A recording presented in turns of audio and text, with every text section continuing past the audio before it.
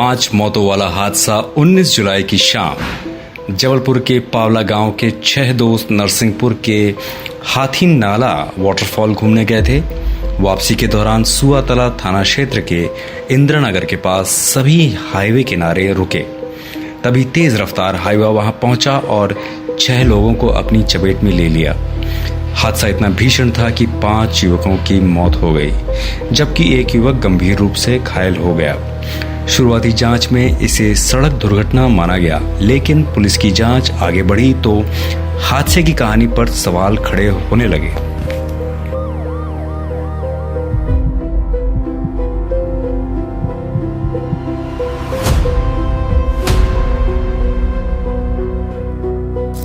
टूटा ए बना पहला बड़ा सुराग।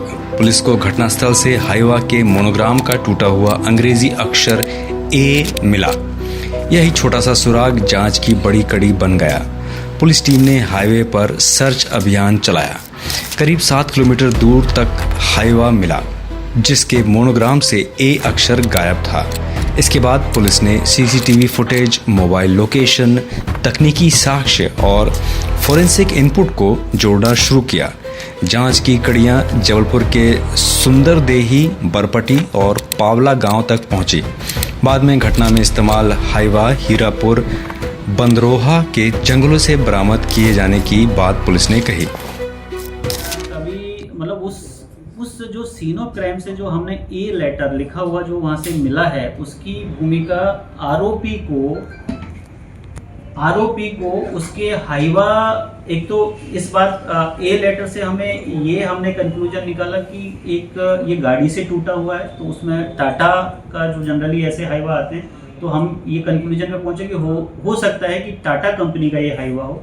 जैसे ही टाटा कंपनी के हाईवे के हम कंक्लूजन पे पहुंचे तो लोगों का, जो हमारे मुखबिरों का कहना था कि टाटा कंपनी का हाईवा, और जैसा आई विटनेस ने हमें बताया कि इस कलर का है, उसका फ्रंट ऐसा है, बैक ऐसा था, उससे जब हम चीज़ों को जोड़ा तो मुखबिरों ने हमें बताया कि ऐसा ही हाईवा, एक नया हाईवा टाटा कंपनी का आनंद राजपूत ने लिया है।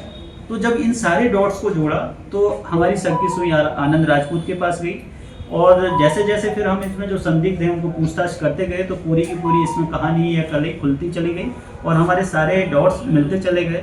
और जब उसको हमने टेक्निकली एग्जामिन किया, उसको क्रॉस वेरीफाई किया, तो उनके खिलाफ टेक्निकल एविडेंस भी इसमें मिले। निशाने पर सिर्फ राजेंद्र।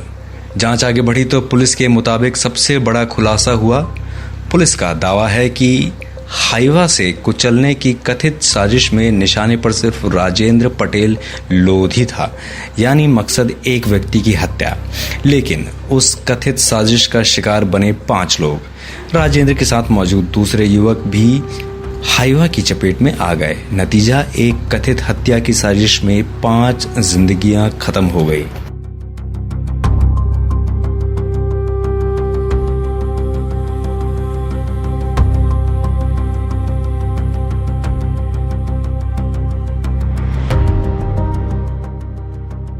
राजेंद्र कौन था? इस कहानी का एक और अहम पहलू है मृतक राजेंद्र पटेल लोधी की राजनीतिक पहचान। राजेंद्र पटेल लोधी के बारे में यह दावा सामने आया है कि वह समाजवादी पार्टी के प्रदेश अध्यक्ष भी रहे थे। ऐसे में सवाल यह भी है कि क्या उनकी राजनीतिक पहचान का इस कथित हत्या की साजिश से कोई संबंध था, या मामला सिर्फ निजी विवाद तक सीमित था।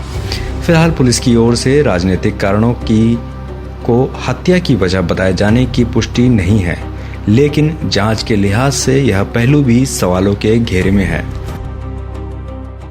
पूर्व में राजेंद्र और अमित खरे आपस में बहुत अच्छे मित्र हुआ करते थे, पर अमित खरे एक लालची और लोभी किस्म का व्यक्ति था। वो राजेंद्र से लगातार कुछ फर्जी काम करने के लिए बोलता था, तो राजेंद्र ने इस बात को लेकर मना कर दिया था कि मैं कोई भी ऐसा फर्जी काम नहीं करूंगा, कोई फर्जी एमएलसी नहीं करूंगा, मैं कोई फर्जी क्लेम के काम नहीं करूंगा। उसके बाद राजेंद्र का ये कहना था कि मेरे जो भी पैसे तुम्हारे साथ अब लगे हुए वो पैसे मुझे वापस कर दिए जाए।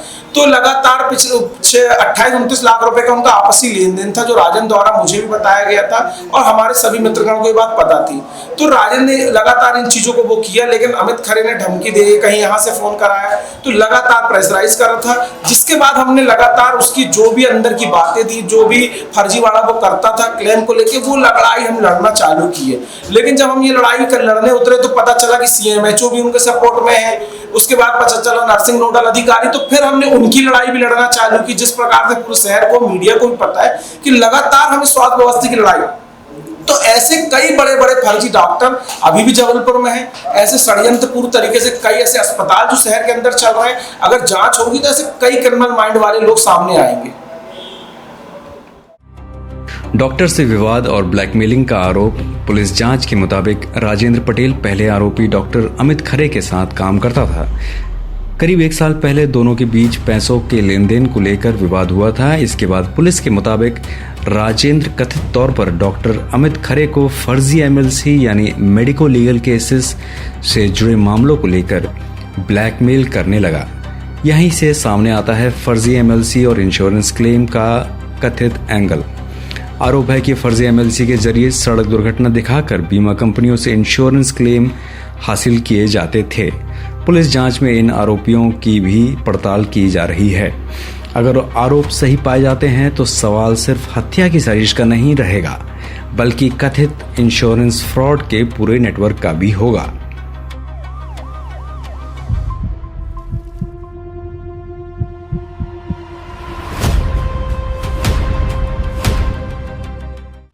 राजनीतिक रसूख पर सवाल। इस मामले में आरोपी डॉक्टर अमित खरे की राजनीतिक संपर्कों को लेकर भी सवाल खड़े उठ रहे हैं। डॉक्टर अमित खरे की बीजेपी नेताओं के साथ तस्वीरें सामने आई हैं।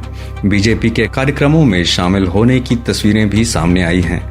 यह दावा भी किया गया है कि वह विधानसभा चुनाव के लिए बीजेपी से टिकट की मांग कर चुके हैं। इसके अलावा कुछ पुलिस अधिकारियों के साथ भी उनकी तस्वीरें सामने आने की बात कही जा रही है। लेकिन सवाल यह है, क्या किसी नेता या पुलिस अधिकारी के साथ तस्वीर होना अपने आप में किसी आपराधिक गठजोड़ का सबूत है? नहीं, लेकिन क्या जांच एजेंसियों को यह पता नहीं लगाना चाहिए कि आरोपी के इन संपर्कों की वास्तविक प्रकृति क्या थी?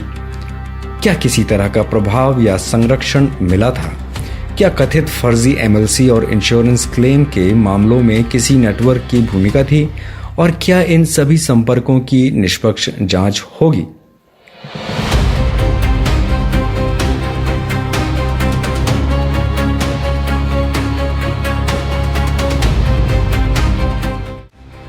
वारदात के बाद फोन कॉल। लेकिन इस केस में सबसे सनसनीखेज दावा वारदात के तुरंत बाद हुई कथित फोन बातचीत से को लेकर है। पुलिस के मुताबिक मुख्य आरोपी आनंद सिंह लोधी ने वारदात के बाद आरोपी डॉक्टर अमित खरे को फोन किया। पुलिस का दावा है कि डॉक्टर अमित खरे ने पूछा, क्या वह मर गया? जवाब मिला, अभी सर हिल रहा है। इसके बाद दूसरी कॉल में मौत की पुष्टि होने की बात पुलिस ने की है। पुलिस के मुताबिक मौत की पुष्टि के बाद डॉक्टर ने कथित तौर पर जय माता दी के जयकारे लगाए। इस बातचीत और इलेक्ट्रॉनिक साक्ष्यों की जांच पुलिस कर रही है। साजिश में किसकी क्या भूमिका? पुलिस के मुताबिक कथित साजिश में अलग अलग आरोपियों को अलग अलग जिम्मेदारियां दी गई थी। कोई राजेंद्र की लोकेशन की जानकारी दे रहा था, कोई वारदात को अंजाम देने वाला था, तो कुछ लोगों पर शरण देने और फरार होने में मदद करने का आरोप है। पुलिस ने राजा पटेल को हिरासत में लेकर पूछताछ की और उसके बाद पूरी साजिश की कड़ियां सामने आने का दावा किया। और एक है ऋतुराज, जो उसके बारे में जो हमारे पास एविडेंस से जा रहे हैं कि वो घटना स्थल पर मौजूद था और ये उनमें से एक था। राजा पटेल, ऋतुराज, अनिल, जो लगातार आनंद को जो मृतक हैं उनकी सूचनाएं दे रहे थे, लोकेशन दे रहे थे और आइडेंटिफिकेशन मार्क उनको अवेलेबल करा रहे थे कि इसके गले में लाल तौलिया लगा हुआ, ये वो राजेंद्र पटेल है और ये यहाँ पे खड़ा। पुलिस से बचने की कोशिश। पुलिस का दावा है कि वारदात के बाद आरोपी अलग अलग जगहों पर छिप गए। पुलिस का दबाव बढ़ने के बाद सुंदरदेही से नर्मदा पार कर बुध गांव की ओर जाने की कोशिश की गई, एक कार छोड़ने और बिना नंबर प्लेट वाली थार से फरार होने की कोशिश की जानकारी भी पुलिस ने दी है। इसके बाद पुलिस की 4 टीमों ने अलग अलग जगहों पर दबिश दी। मुख्य आरोपी आनंद सिंह लोधी और अनुज लोधी को डोंगरगांव क्षेत्र से गिरफ्तार किया गया। वहीं डॉक्टर अमित खरे को दमोह से स्थानीय पुलिस की मदद से गिरफ्तार किए जाने की बात पुलिस ने कही है। 2 हाइवा आनंद राजपूत ने खड़े किए थे। एक जबलपुर से भोपाल वाले लेन थे और एक भोपाल से जबलपुर वाली लेन थे। प्लान ये था कि जिस भी गाड़ी को मौका मिलेगा वो राजेंद्र पटेल और उसके साथियों को हिट करेगा। और ऐसे में तो इसमें दोनों ही साजिश में दोनों जो हाइवा प्रयुक्त हुए थे उन दोनों हाइवा को जब्त किया गया है। अपराधी जिस गाड़ियों से भागे हैं उसमें एक फॉर्च्यूनर है और एक थार गाड़ी है, उन दोनों को जब्त किया गया है। उनके मोबाइल फ़ोन जब्त किए गए, उनको फॉरेंसिक के लिए हम भेज रहे हैं। इसमें बहुत क्रेडिबल जो एविडेंस है उनके होने की संभावना है। अभी 2-3 अपराधी इसमें जो साजिश करता हैं और जो घटना में शामिल थे वो फरार है, उनके लिए टीम लगी हुई है, तो बहुत जल्दी उनकी भी गिरफ्तारी। पुलिस ने क्या जब्त किया? पुलिस के मुताबिक वारदात में इस्तेमाल Hyva, dumper, Mahindra Thar, Fortuner और मोबाइल फोन सहित कई अहम साक्ष्य जब्त किए गए हैं। पुलिस का कहना है कि तकनीकी और फोरेंसिक साक्ष्यों के आधार पर मामले की कड़ियों को जोड़ा गया। हत्या, आपराधिक षड्यंत्र, साक्ष्य मिटाने जैसे गंभीर धाराओं में कार्रवाई की जा रही है। 5 बड़े सवाल। अब इस पूरे केस में 5 बड़े सवाल। सवाल नंबर 1, अगर निशाना सिर्फ राजेंद्र पटेल था तो उसके साथ मौजूद 4 अन्य लोगों की मौत के लिए जिम्मेदार कौन? सवाल नंबर 2, क्या कथित फर्जी एमएलसी और इंश्योरेंस क्लेम का कोई बड़ा नेटवर्क था? सवाल नंबर 3, आरोपी डॉक्टर के राजनीतिक और पुलिस अधिकारियों से संपर्कों की जांच कितनी गहराई से होगी? सवाल नंबर 4, क्या किसी प्रभाव या रसूख का इस्तेमाल कथित तौर पर किसी संस्था या व्यक्ति पर दबाव बनाने के लिए किया गया? सवाल नंबर 5, क्या गिरफ्तार आरोपियों के अलावा इस कथित साजिश में कोई और व्यक्ति भी शामिल था?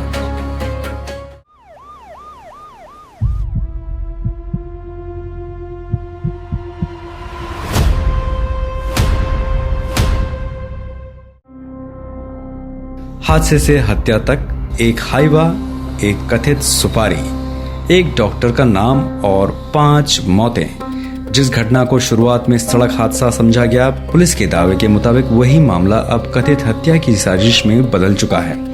एक तरफ राजेंद्र पटेल लोधी की राजनीतिक पहचान, दूसरी तरफ आरोपी डॉक्टर के राजनीतिक और पुलिस अधिकारियों के साथ सामने आए संपर्क, बीच में कथित फर्जी एमएलसी और इंश्योरेंस क्लेम का सवाल, और फिर वारदात के बाद की वो कथित फोन बातचीत जिसने इस केस को और भी सनसनीखेज बना दिया। लेकिन तस्वीरों से गठजोड़ साबित नहीं होता। आरोप अपने आप में अपराध सिद्ध नहीं करते और पुलिस का दावा अंतिम न्यायिक निष्कर्ष नहीं है। इन सभी सवालों के जवाब अब जांच, फोरेंसिक साक्ष्य, इलेक्ट्रॉनिक रिकॉर्ड, चार्जशीट और अदालत में होने वाली सुनवाई से सामने आएंगे। लेकिन इस केस में सिर्फ गिरफ्तारी ही कहानी का अंत नहीं है। सबसे बड़ा सवाल यह भी यही है कि क्या एक व्यक्ति को रास्ते से हटाने की कथित साजिश ने 5 जिंदगियां छीन ली? क्या फर्जी एमएलसी और इंश्योरेंस क्लेम के आरोपों की पूरी परत खुलेगी? और क्या आरोपी की राजनीतिक और पुलिस संपर्कों की भी निष्पक्ष जांच होगी?